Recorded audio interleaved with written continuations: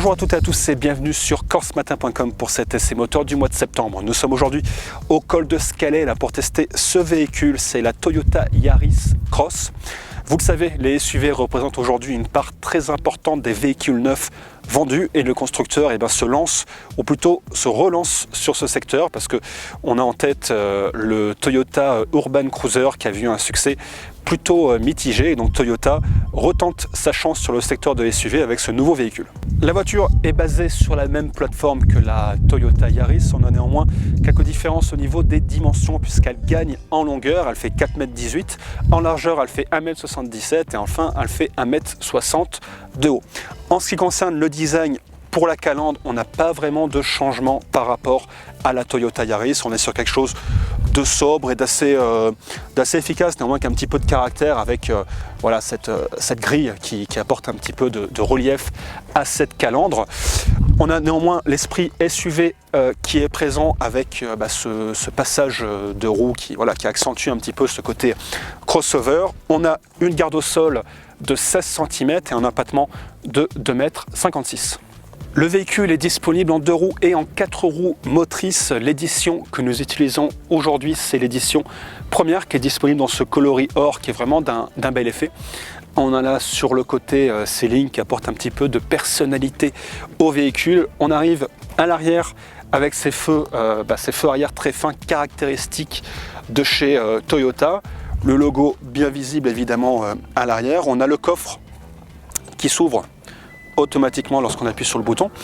Il est d'une capacité de 397 litres qui passera à 1097 litres une fois que vous aurez baissé les sièges arrière. Donc c'est vraiment dans la moyenne des véhicules du secteur. Et on a même ici en ouvrant un deuxième espace pour ranger par exemple les divers outils ou encore la roue de secours.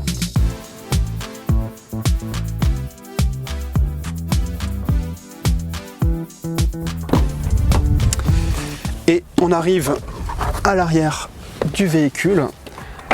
En ce qui concerne l'habitabilité, on notera vraiment que les sièges sont confortables. On a vraiment une excellente assise. Néanmoins, on va manquer un petit peu de place au niveau des jambes, au niveau de la tête. Pareil, on est assez serré si jamais on est de grande taille. On a assez peu d'installation à l'arrière. On n'a pas de sortie climatisation.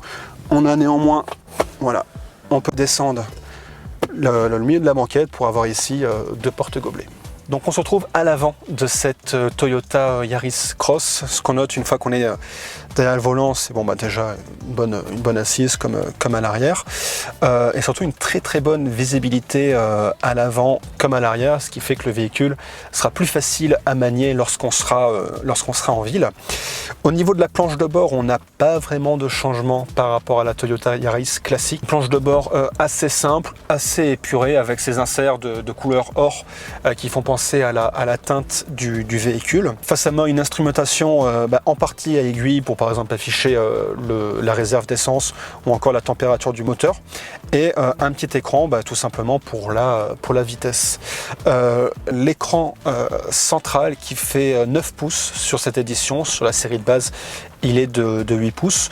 Il n'y a rien de particulier à dire sur l'écran, mais néanmoins on note que il est assez réactif aux commandes. On a ici des boutons sur les côtés pour accéder aux différents sous-menus.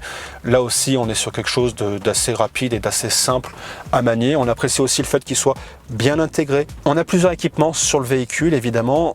Sur le modèle de base, on a la climatisation, le démarrage sans clé ou encore la caméra de recul, ce qui est un plus vraiment appréciable.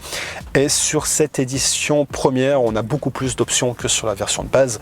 On a par exemple un espace de chargeur à induction pour son téléphone. On a la caméra de recul, je vais vous montrer à l'écran. En fait, c'est un système d'aide pour se garer avec du coup la trajectoire du véhicule qui s'affiche en direct sur l'écran. Et puis on a encore par exemple le toit ouvrant Sur la console centrale, on apprécie les nombreux espaces de rangement, comme ici, je disais, l'espace de chargeur à induction pour le téléphone, ou encore sous l'écran, un autre espace où on pourra ranger le téléphone ou un autre appareil. J'ai 2 portes gobelets sous la coudoir. Et vu que la version que nous utilisons aujourd'hui dispose des 4 roues motrices, j'ai ici un petit espace pour passer aux différents modes de conduite, comme la neige, ou encore lorsqu'on fait du trail, ou encore une autre aide à la conduite qui, elle, permet de mieux gérer le véhicule lorsqu'on est en descente. Donc nous voici au volant de cette Toyota hybride Cross. Donc c'est une hybride, le véhicule est en mode électrique lorsqu'on circule à basse vitesse et le moteur thermique reprend le dessus lorsque l'on accélère. Elle développe une puissance de 116 chevaux, donc c'est clairement pas un monstre de puissance. On passe de 0 à 100 km/h en un petit peu moins de 11,2 secondes. Néanmoins, ce manque de puissance, elle le rattrape par le confort qu'elle offre sur la route. Elle a une direction qui est très douce. C'est un véhicule qui est vraiment maniable. On prend vraiment plaisir à le conduire. Et ça apporte une certaine sérénité, puisqu'on a réalisé cet essai moteur tout à l'heure un petit peu sous la pluie, et même sur les routes mouillées, le véhicule tenait bien la route, on se sentait en sécurité. Peut-être un petit bémol qu'on peut noter, c'est au niveau de la sonorisation. Lorsqu'on accélère, même avec les fenêtres fermées, on entend peut-être un petit peu trop le moteur, mais voilà, c'est rien de bien dérangeant. Toyota frappe un grand coup, c'est surtout au niveau de la consommation. Le constructeur affiche une consommation de 4,5 litres en cycle mixte, donc c'est vraiment très peu.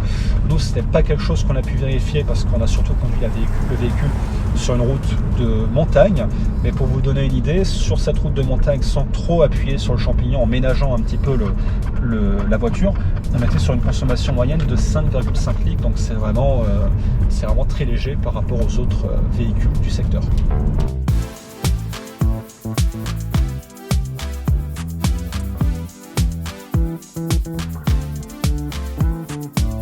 Pour résumer, qu'est-ce que l'on peut dire au sujet de ce Toyota Yaris Cross?